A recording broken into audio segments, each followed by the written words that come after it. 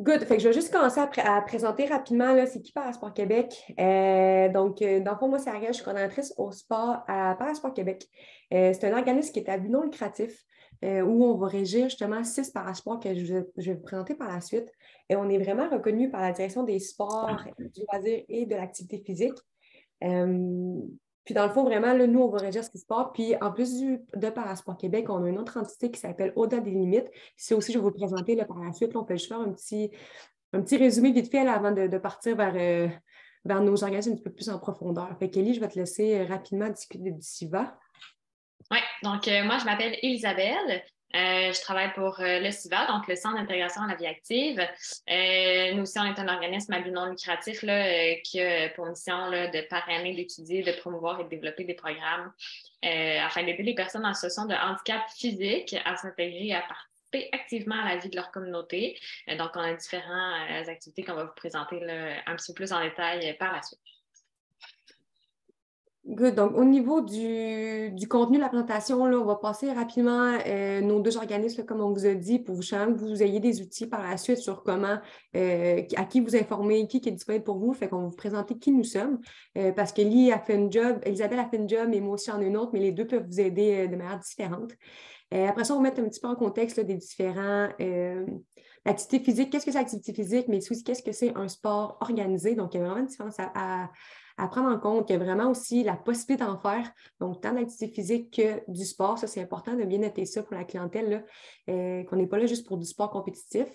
On va définir aussi qu'est-ce qu'un sport adapté, puis on va vous présenter, dans le fond, les disciplines parasportives là, en fonction de, je ne sais pas si vous avez des demandes en particulier, mais nous, on en a aussi quelques-uns à vous présenter, là, fait que ça va vraiment être un échange par la suite là, sur qu'est-ce que vous voulez savoir comme information, on va être là pour ça également. Fait que je vais enchaîner rapidement là, sur Parasport Québec, puis notre programme Au-delà des limites. Donc, rapidement, là, Parasport Québec, en tant que fédération, comme je disais tout à l'heure, là, on est vraiment là pour organiser puis assurer la régie sportive des parasports. Mais on est aussi considéré comme un leader des parasports, fait qu'on aide vraiment à la promotion puis au développement des parasports. Et on aide vraiment aussi à concerter tous les acteurs qui sont dans ce milieu-là, de près ou de loin, pour justement là, rendre les parasports, démocratiser justement ce mot-là, puis c'est de plus en plus connu là, à l'échelle provinciale. Fait qu'au niveau de nos sports, là, on en a 6, comme je vous disais tout à l'heure. Donc, on a le parathlétisme, le power chest soccer, le basketball, le curling, le rugby et le tennis en fauteuil roulant. Donc, ça, c'est vraiment là, les 6 sports que nous, on va régir chez nous. Donc, on est 3 coordonnateurs là, qui prennent en charge ces sports-là. Puis, en plus de ces 6 sports-là, on a justement donc, un programme qui se nomme Au-delà des limites. Donc, c'est 2 entités, mais Au-delà des limites fait partie de Parasport Québec. Au-delà des limites, là, rapidement, c'est lui qui va développer vraiment tous les parasports à l'échelle provinciale. Fait en plus de nos 6 sports, on a une table de concertation qui va rallier toutes les autres fédérations sportives qui sont régulières, mais qui ont leur propre volet para. Fait que, par exemple, Hockey Québec vont avoir leur propre volet para, qui va être le para-hockey, ou encore la fédération de triathlon va avoir leur propre volet para. Puis ça, avec nous, on va collaborer avec eux pour développer leur parasport, justement. Fait qu'on va appuyer vraiment tout le monde là, à ce niveau-là. Fait qu'on a des limites, on a 3 orientations stratégiques là, qui est de former, d'aider les structures d'accueil et de promouvoir les parasports. Donc, si on y va rapidement, on forme les intervenants, fait qu'on se présente dans les universités, on se présente dans les cégeps, on va dans les centres de réadaptation également. Fait que notre but, c'est vraiment de former les futurs et les actuels professionnels de la santé.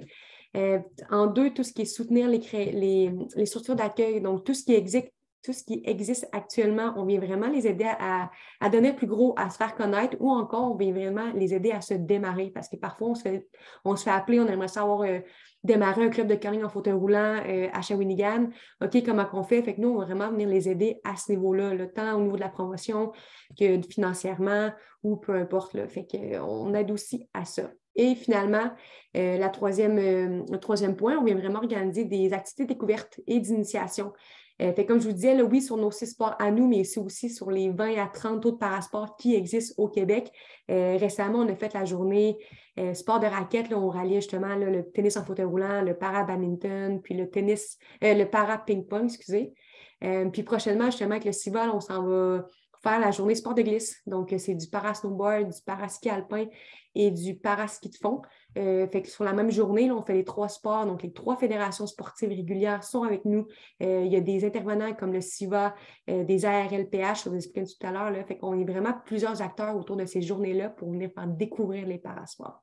Fait que ça, c'est un petit peu le programme au-delà des limites là, qui est vraiment là pour le développement de tous les parasports qui existent. Et je vais laisser Élie continuer. Parfait. Donc, pour la présentation du SIVA, je ne sais pas si tu veux juste passer. C'est toi qui contrôle mes. OK. OK, parfait. Donc, notre clientèle, là, c'est les jeunes et les adultes qui ont un handicap physique. Donc, on est plus précisément là, spécialisé dans la déficience motrice. Donc, on a des personnes ayant la paralysie cérébrale, dystrophie musculaire, sclérose en plaques, AVC, spina bifida, donc blessés médulaires. Donc, on a vraiment une clientèle assez large. Tu peux changer de diapo. Puis, on a un champ d'action, donc on a plusieurs champs d'action. Donc, on a tout notre volet sportif plein air, notre volet soutien à l'intégration, volet jeunesse, volet culturel. Puis après, on a aussi tu peux changer quand même. Après, on a aussi tout ce qui est un peu plus activités de sensibilisation, promotion des activités physiques chez les personnes ayant une déficience physique. Donc, tu sais, c'est des exemples de qu'est-ce qu'on offre. Par exemple, dans le volet sportif, on a des activités de nos clubs. Donc, on a de la boccia, du basket fauteuil, du power chair soccer, du power hockey, rugby, yoga. Donc, eux, ils sont tous fédérés là, par les fédérations sportives. Donc, il y en a quelques-uns là, que c'est Parasport, donc Ariel qui fédère. Ensuite, on a tout aussi le volet plein air. Donc, on va parler un petit peu plus d'activités sportif aujourd'hui, mais on veut quand même que vous sachiez là, qu'il y a tout un volet plein air qui existe, donc des activités un petit peu plus de loisirs. Par exemple, on fait de la planche à pagaie adaptée, comme sur la photo que vous voyez sur la diapo. On fait de la randonnée en fauteuil tout-terrain ou en joëlette. On pratique aussi du vélo adapté, donc il y a la discipline du paracyclisme qui existe, mais on peut aussi le pratiquer de manière en loisir. Patin sur luge, ski de fond adapté, vélo sur glace. Donc, il y a différents types d'activités comme ça. Je ne passerai pas nécessairement là, sur toutes nos activités de volet loisirs culturels, mais on a des cours, différents cours d'art aussi, cirque social qu'on peut proposer et tout notre volet soutien à l'intégration où on a plutôt nos activités sociales. On a une plateforme de prêt de matériel de plein air aussi. On a un service en sexologie, des activités de sensibilisation, etc. Donc voilà. Je ne sais pas si j'avais un autre diapo. Good. Fait effectivement, là, Eliane nous a présenté le SIVA. On va vous présenter un petit peu la structure des sports adaptés. C'est quelque chose qui est quand même incompris là, au Québec. Il y a beaucoup d'acteurs, on est conscient de ça. Puis justement, la prochaine diapo vous permettre de mieux comprendre comment ça fonctionne, justement, la structure des sports adaptés, là, puis à quelle échelle les différents organismes, organisations ou instances le travail, là, mais on est tous de près ou de loin en collaboration d'une certaine manière. Là. On se connaît tous et toutes, là, si je peux vous dire. Fait que grosso modo, on va y aller vraiment en 2 sections, là, au niveau provincial puis au niveau régional. Fait qu'au niveau provincial, là, il y a tout ce qui est fédération, qui sont responsables des parasports. Donc, en gros, il y a nous, Parasport Québec, qui est la seule fédération qui régit plusieurs sports. Puis par Parasport Québec, comme je disais tout à l'heure, il y a Au-delà des limites qui vient justement appuyer les fédérations sportives où le volet parasport est intégré, là, comme la natation, le hockey, le ski alpin. Bref, on en a une vingtaine, même une trentaine, je pense, de fédérations régulières qui ont leur propre volet para. Fait que c'est le provincial, là, il y a également des associations qui vont représenter un seul sport adapté. Tantôt, on parlait de la boccia avec Isabelle. Là, ça, c'est la Fédération de sport pour paralysie cérébraux. C'est Boccia Québec. En gros, j'ai essayé de le lire, puis en même temps, je me suis comme, j'aurais pas dû essayer de le lire. C'est Boccia Québec qui, eux, vont vraiment régir la boccia. Là. Fait qu'eux, ils ont leur propre sport, puis ça fonctionne super bien. Puis, on a pareillement, là, au niveau de l'association régionale là, c'est des aveugles du Québec, là. Eux, pareillement, là, ils ont leur propre association là, qui vont régir le goalball, là, qui ont un seul sport, en fait, là, qui va être fédéré. Fait que, au niveau provincial, c'est un petit peu comme ça que ça fonctionne. Fait que tu as nous, Passeport, qui en régit 6, tu en as 2 qui régissent seulement un sport, puis après ça, ça va dans les fédérations régulières qui vont régir leur propre sport. Au niveau régional, on a tout ce qui est organismes régionaux et ou événementiel. Là. Événementiel, je vais aller rapidement, c'est tout ce qui est défis Altergo, défis sportifs Altergo. Je pense qu'on le connaît un petit peu, là, c'est des activités au niveau scolaire qui offrent justement du parasport, je pense que c'est sur une semaine là, durant le mois d'avril, qui font un gros événement au niveau de ça. Fait que Altergo est un très gros acteur là, dans le monde des parasports également, qui ont un gros événement par rapport à ça. On a tout ce qui est les instances régionales, donc comme un petit peu Isabelle, là, le CIVA, qui est actuellement, dans le fond, à Montréal. Leur siège est à Montréal, mais vraiment, leur club, c'est pour les gens de Montréal. Fait que c'est vraiment ce qui se passe à Montréal. À Québec, ils ont un peu la même instance qui s'appelle Adaptavie, qui est aussi gros, là, qui ont un centre de répit également, qui ne vont pas juste faire des parasports, là, qui ont vraiment une section culturelle, qui ont une section assez large également. Fait qu'on a la chance d'avoir dans ces deux grandes villes-là deux instances régionales qui travaillent très, très fort pour ces personnes-là, pour cette clientèle-là. Mais c'est à savoir aussi que dans chacune des régions, il existe une association régionale de loisirs pour personnes handicapées. L'acronyme, c'est l'ARLPH. Fait que chaque région a vraiment son ARLPH qui travaille pour les personnes en situation de handicap physique, mais aussi pour les personnes en situation de handicap intellectuel, excusez-moi. Fait que ça, si jamais là, vous êtes dans une région, peu importe laquelle, vous êtes en Abitibi, puis si vous avez besoin d'avoir de l'aide, bien, une RLPH est là pour vous aider également, puis pour vous référer vers les bonnes personnes. Si la RLPH n'existe pas, ça veut dire que l'URLS, donc l'unité régionale de loisirs, a en charge le volet parasport. Fait que ça, grosso modo, c'est la structure des sports adaptés là, au Québec. Là. J'espère que c'est un petit peu plus simple que ce qu'on croit. Il y a beaucoup d'acteurs, c'est ça qui est difficile. Là. Mais comme je disais tout à l'heure, là, tout le monde travaille un petit peu ensemble, tout le monde collabore ensemble, puis tout le monde se connaît dans ce milieu-là. Donc, si jamais vous voudrez faire une personne, elle peut facilement vous transférer à la bonne personne si elle ne vous donne pas la bonne information. Élie, je vais te laisser au niveau de la définition du sport adapté. Oui. OK, super. Donc, on s'en va de plus en plus dans le vif du sujet, là. Donc, les différents sports adaptés. Donc, avant d'aller un peu plus creux là-dedans, on voulait juste différencier le sport d'activité physique.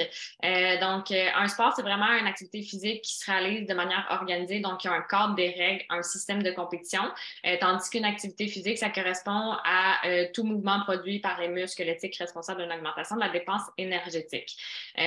Donc, ce n'est tous les sports sont une activité physique, mais une activité physique n'est pas nécessairement un sport. En gros, c'est un petit peu complexe. Puis les sports, aujourd'hui, c'est vraiment les sports. Donc, on va vous présenter. Mais toute activité physique est quand même intéressant à pratiquer, mais on va focusser sur les sports, donc qu'est-ce qui est un petit peu plus compétitif. Prochaine diapo. OK. Donc, il y a différents types d'activités sportives et de loisirs. Aujourd'hui, on va vous parler de quelques-unes qui existent. Donc, on a une première catégorie qui sont les activités sportives. Donc, par exemple, le basket fauteuil, le ski, le tennis, le football adapté, l'athlétisme, hockey luge et j'en nomme d'autres. Ensuite, on a tout ce qui est plus activité physique. Donc, l'activité physique, on en a parlé, c'est courir, marcher, nager, etc. Donc, c'est plutôt une action de mouvement corporel. Puis ensuite, on a toute la catégorie des activités de loisirs et de plein air. Donc, on en a discuté là, tout à l'heure quand j'ai présenté le CIVA, tout notre volet plus plein air, ça rentre dans les activités de loisirs, donc la planche à pagaie. Vélo à main peut être dans l'activité de loisir, mais pourrait aussi être dans l'activité sportive si c'est pratiqué dans un cadre un peu plus compétitif. Puis, même chose aussi pour la luge de ski-fond, donc ça peut être vraiment pratiqué un peu plus loisir ou dans un cadre un peu plus compétitif, donc dans l'activité sportive. Ensuite, je voulais aussi un peu démystifier. Au niveau des sports, quand on parle des sports, là, on parle vraiment des sports adaptés. J'ai catégorisé 4 grandes catégories de sports. Il y en existe d'autres, mais c'est vraiment à titre d'exemple. Donc, par exemple, dans les sports, on a la pratique de boccia qui pourrait être associée très facilement à... Oh, attends, reviens à l'autre. Je suis pas rendue là. Qui pourrait être associé très facilement à la paralysie cérébrale, donc à un diagnostic, à un handicap, à la nature en fait du handicap. Le basket fauteuil, on pourrait se dire c'est pour les paraplégiques parce que oui, en effet, il y a quand même une grande population de paraplégiques qui vont pratiquer le basket fauteuil. Rugby fauteuil, également, c'est pour une clientèle plus quadraplégique. Puis le Power Soccer, on a une clientèle un petit peu plus dystrophie musculaire. Par contre, on ne peut malheureusement pas, ou heureusement, à vous de voir, on ne peut pas déterminer le sport qu'on peut pratiquer en lien avec le diagnostic. Je vous donne un exemple à la prochaine diapositive. Donc, nous, au CIVA, c'est les diagnostics qu'on retrouve parmi nos membres dans chacune des activités. Fait qu'on voit qu'il y a vraiment une diversité. Donc, c'est pas en lien, malheureusement ou heureusement, avec le diagnostic. Donc, la boccia, oui, on a des personnes ayant la paralysie cérébrale, mais on a également des personnes ayant la sclérose en plaques, des amputations, la dystrophie musculaire. Donc, on a une diversité. Fauteuil, c'est la même chose. On a une grande diversité aussi spinale bifida, dysplasie osseuse, amputation encore une fois. Donc, on a une diversité. Rugby fauteuil, même chose. Et Power Chair Soccer. Donc, je ne les nommerai pas toutes, mais c'était vraiment à titre indicatif pour vous montrer que ce n'est pas le diagnostic qui détermine ou la nature du handicap qui va déterminer l'activité qu'on va faire. C'est pour ça qu'aujourd'hui, on vient vous présenter Trouve ton sport. Donc, prochaine diapo. Non, je ne suis pas là, c'est vrai. Après, Ouais, avant qu'on trouve sur Trouve ton sport, ouais, je vais juste parce que il y a vraiment un lien à faire sur la classification, puis je n'irai pas en profondeur du tout dans ce terme-là aujourd'hui. C'est juste pour vous mentionner que, effectivement, il a dit, ce n'est pas la nature de l'handicap qui va déterminer quel sport que vous allez avec votre client ou votre enfant ou peu importe, mais c'est vraiment, il y a une question de classification dans la plupart des parasports, en fait, dans l'ensemble des parasports ou presque, qui justement permet à un participant de pouvoir aller à un certain niveau ou pas pouvoir aller à un certain niveau. Fait que je vous explique, là, fait que rapidement, dans le fond, chaque athlète est évalué en fonction de son parasport, en fonction justement de ses fonctions physiques et de ses fonctions sensorielles. Puis à partir de ça, on va venir lui attribuer une classe sportive. Fait que, par exemple, on vient prendre le basketball, c'est un système de pointage. Fait que plus le handicap est léger, plus ton pointage va être haut, puis c'est de 0,5 à 4,5. Puis pour que ce soit équitable sur un terrain de jeu, mais bon, il y a un nombre de pointages maximum par équipe. Fait que je pense qu'au basket, c'est 14 points, je ne me trompe pas, au total. Fait que dans le fond, si tu mets un 4,5, tu ne peux pas mettre 3 4,5 sur un même terrain en même temps. Il faut que tu joues entre tes 4,5 entre tes 0,5. Fait que de là, l'importance d'avoir plusieurs personnes, plusieurs déficiences qu'il va y avoir au sein de l'équipe parce que tous et toutes vont être importants justement dans la qualité du jeu. Fait que c'est vraiment important de savoir là, que c'est d'une part, la classification est réglementée par la Fédération internationale. C'est des classificateurs qui ont de haut niveau, là, qui ont été, c'est des ergos, des physios, des kines qui peuvent passer des examens pour être à un certain niveau pour pouvoir le faire. Ce n'est pas n'importe qui le fait. Il y a beaucoup de tests qui se font au niveau du mouvement de la personne. Bref, il y a une panoplie de tests qui est réalisée auprès de l'athlète. Puis chaque année, la classification se refait pour voir si l'athlète a soit augmenté, soit diminué dans sa classification. Puis justement, ben, elle va permettre de déterminer dans contre qui va s'affronter. Fait que si on prend un sport individuel, ben nécessairement, les personnes qui ont la même classification vont s'affronter lors du même épreuve, par exemple. Fait que ça va vraiment dépendre de la classification et non de la pathologie de la personne. Parce qu'une même pathologie ne veut pas dire les mêmes symptômes ou les mêmes réactions là, lors d'une activité. Fait que c'est vraiment en fonction de la classification que l'athlète va être déterminé contre qui il va concurrencer. Fait que, grosso modo, c'est ça, là, la classification, c'est plus difficile à comprendre que ça, mais si j'y vais dans un petit peu plus rapidement puis familièrement, je peux dire, là, c'est à savoir, là, il y a certains sports qui n'en ont pas de besoin. Tantôt, on va en dire quelques-uns des parasports. Vous allez voir, ce n'est pas tous les parasports qui en ont besoin, mais parfois, ça peut nuire, ça peut empêcher justement certaines personnes d'aller à un niveau parce que la classification leur empêche. Fait que c'est pas mal ça. Fait que là, Ellie, je te laisse avec ta plateforme Trouve ton sport, puis la suite des choses. Oui, exactement. Donc, comme Ariel a mentionné, là, la classification, ça va vraiment être selon les capacités fonctionnelles de la personne et non selon le diagnostic. Donc, par rapport à mon petit tableau de tout à l'heure, là, il faut vraiment faire attention aux idées simplificatrices. On a tendance à vouloir y aller de cette manière-là. Donc, il est vraiment préférable de catégoriser les sports en fonction des capacités fonctionnelles requises et non en fonction des pathologies qui sont représentées. Puis pour ça, ça nécessite nécessite en fait d'avoir une bonne compréhension des différents sports, des différentes techniques, d'avoir des ressources afin de mieux référer les personnes vers la bonne pratique. Comme il y a des classifications et des différents sports qui peuvent fonctionner. C'est pourquoi, pour faciliter un peu le tout, on va vous présenter aujourd'hui Trouve ton sport. OK, attends un petit peu. Non, je pense que je le présente après. Ariel, on n'avait pas dit ça? Excusez. Je vais représenter ma... Pas de trouble. En attendant, je vais parler. Donc, on va vous présenter Trouve ton sport. On va aller sur le site Internet après notre présentation pour vraiment mieux vous montrer comment ça fonctionne. Mais vous saurez globalement, là, ça nécessite que quelques questions. Donc, ça vous demande, ça pose des questions selon les capacités fonctionnelles de la personne. Donc, mobilité au niveau du tronc, au niveau des membres supérieurs et au niveau des membres inférieurs. L'aide technique requise. Puis, en général, c'est à peu près les grosses questions là, qui sont posées. Puis, selon les réponses que vous donnez sur la plateforme, ça va générer là, différents sports qui fonctionnent bien avec vos capacités fonctionnelles. Donc, qui sont en fait accessibles selon vos capacités fonctionnelles. On va présenter quelques sports, puis vous remarquerez que ce n'est pas tous les sports qui sont accessibles pour tous les types de handicap. C'est pas parce que vous voulez jouer au soccer que vous allez pouvoir jouer au soccer, malheureusement. Donc, il y a vraiment des sports là, qui sont malheureusement pas praticables pour une certaine population et vice-versa. Donc, on va vous présenter là, tout de suite différents sports. Donc, on va vous en présenter 3. On va commencer avec le basket fauteuil.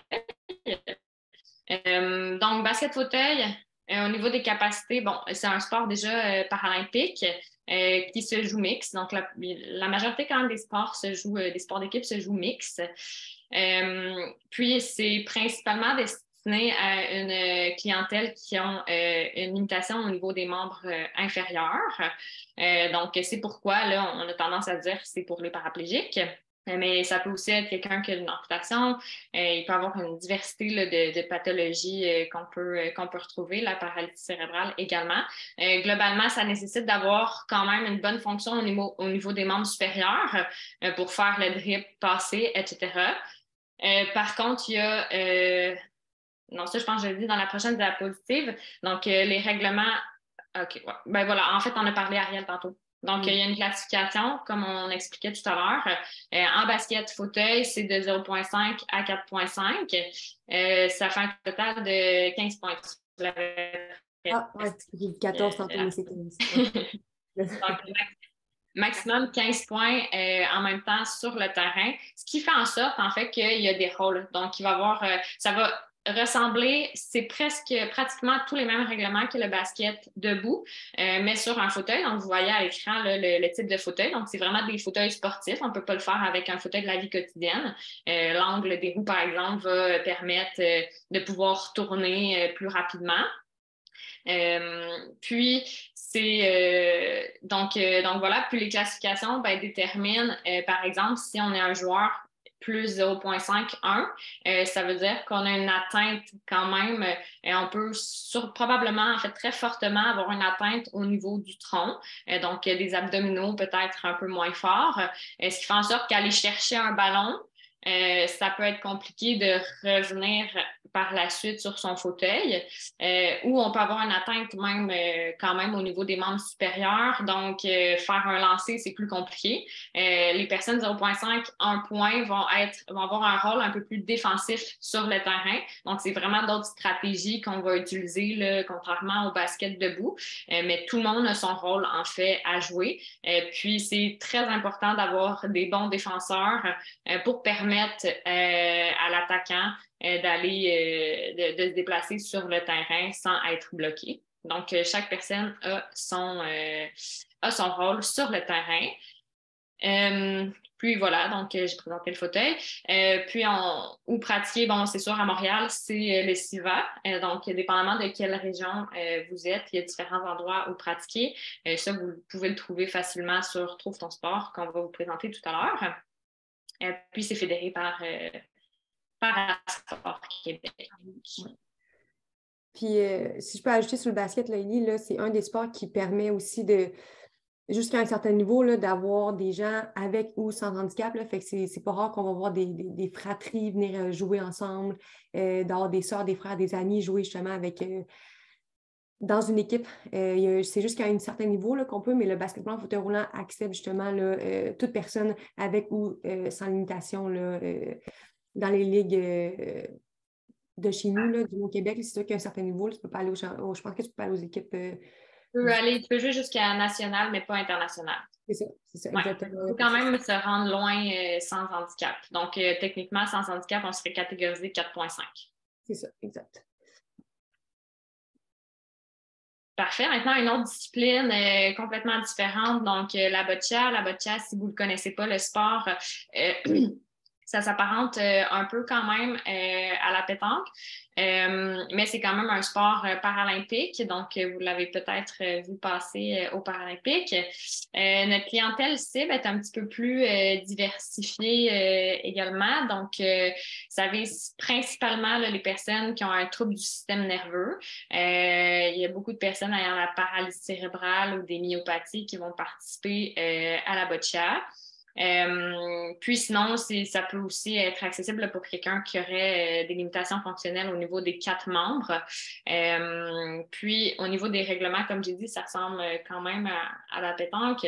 L'objectif, c'est de placer les balles les plus proches possibles du cochonnet, là, qui est une balle blanche. Puis il y a 4 manches en simple. On peut jouer aussi en double, donc ça se pratique. C'est un sport quand même individuel, mais qui peut aussi se pratiquer en équipe.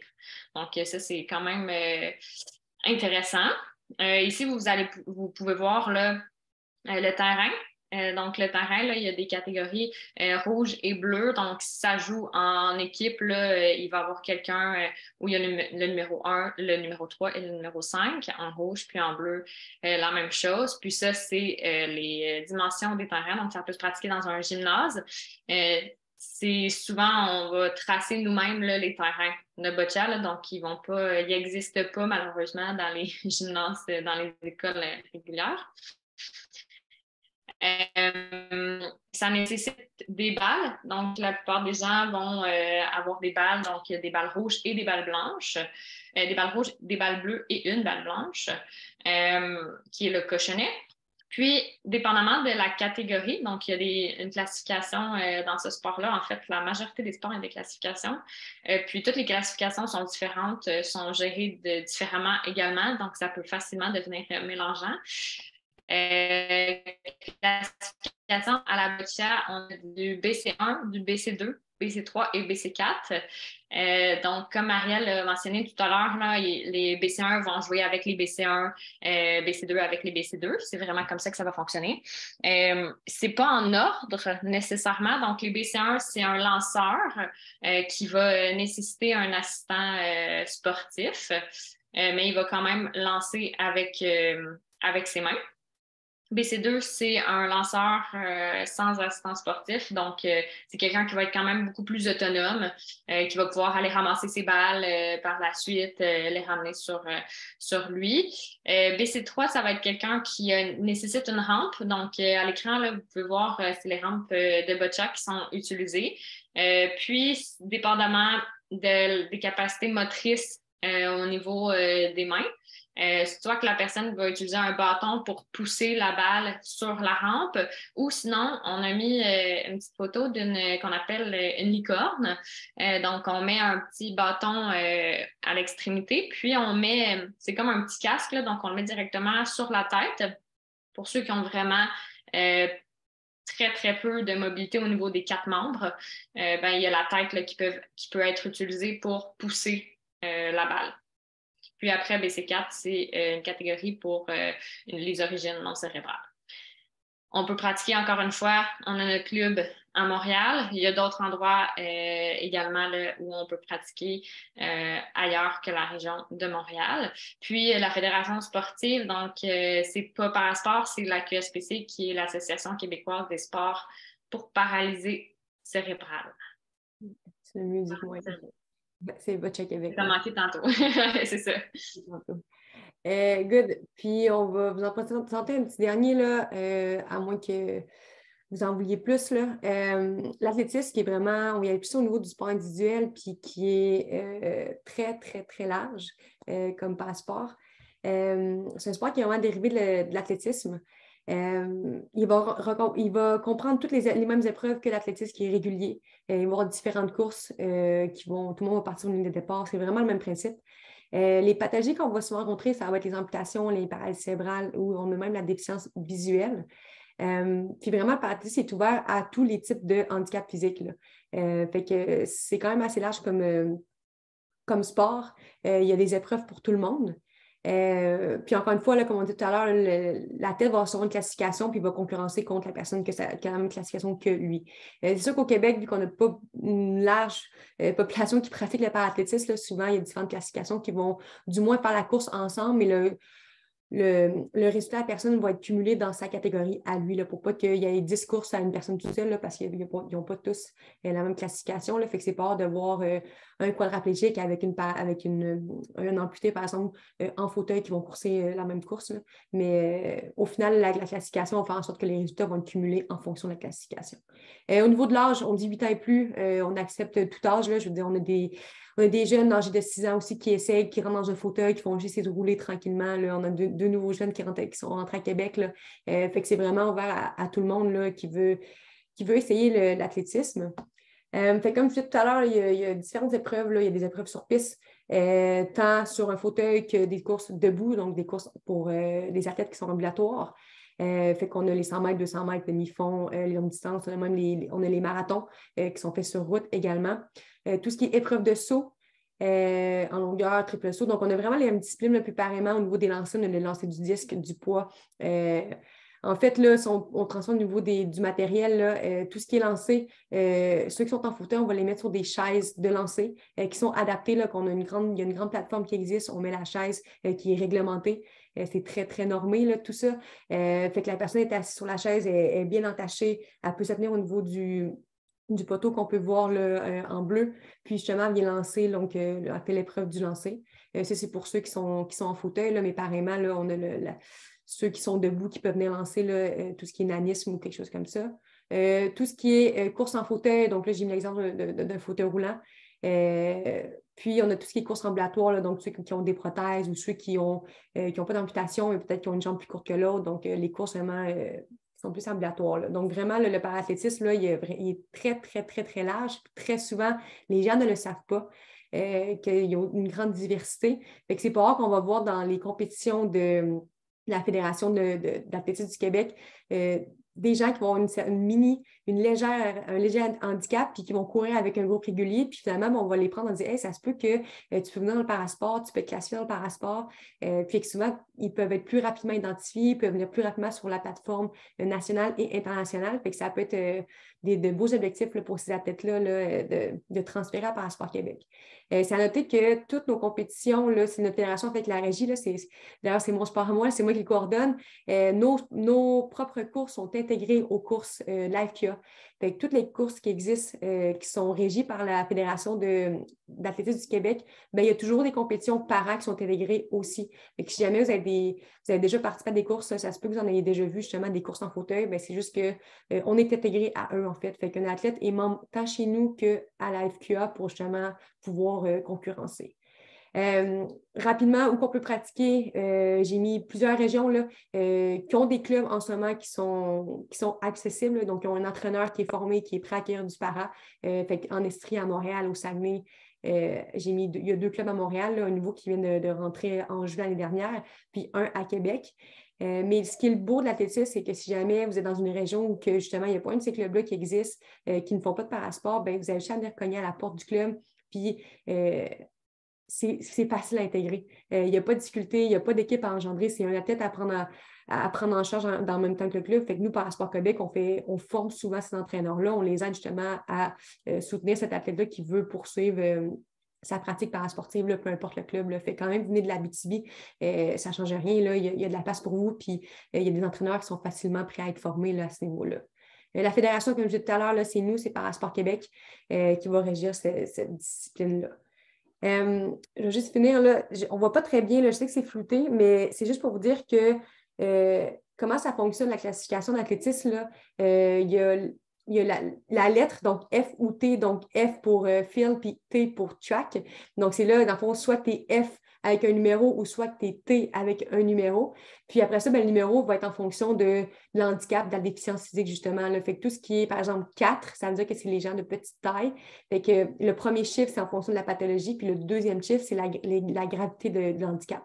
Fait que plus ça monte, plus l'handicap, en fait, il est plus lourd, je peux dire, puis plus il est bas. Donc, si on prend, par exemple, un T51, ben le 1, c'est une puissance musculaire qui va être légère, par exemple, versus un T57 où le 7 va déterminer que la puissance est plus haute. Fait que tout ça, c'est vraiment une classification, là, c'est énorme. Fait que c'est vraiment une classification qui est assez pointue là, en parathlétisme, là, puis qui est ouverte, comme je l'ai dit, à beaucoup, beaucoup de monde, là, tant les gens debout que les gens en fauteuil.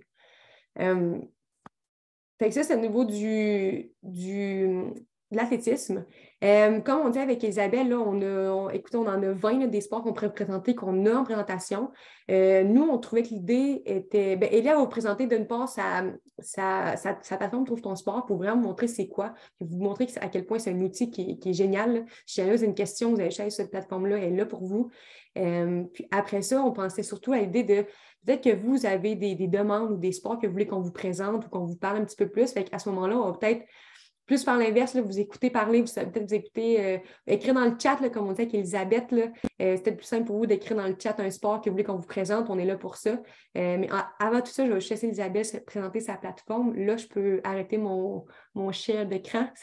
Puis je vais laisser Élie y aller avec ça. Excellent. Donc, je vais vous présenter la plateforme Trouve ton sport. Je ne sais pas s'il y a un volontaire ou une volontaire qui voudrait l'essayer avec moi, donc qui aimerait détailler répondre aux questions au fur et à mesure pour donner un exemple, puis en même temps voir un peu qu'est-ce que ça donnerait. Donc, je ne sais pas si vous êtes la famille avec des enfants en situation de handicap. Je ne sais pas quel est votre contexte là, nécessairement. Est-ce qu'il y a quelqu'un qui aimerait s'offrir volontaire?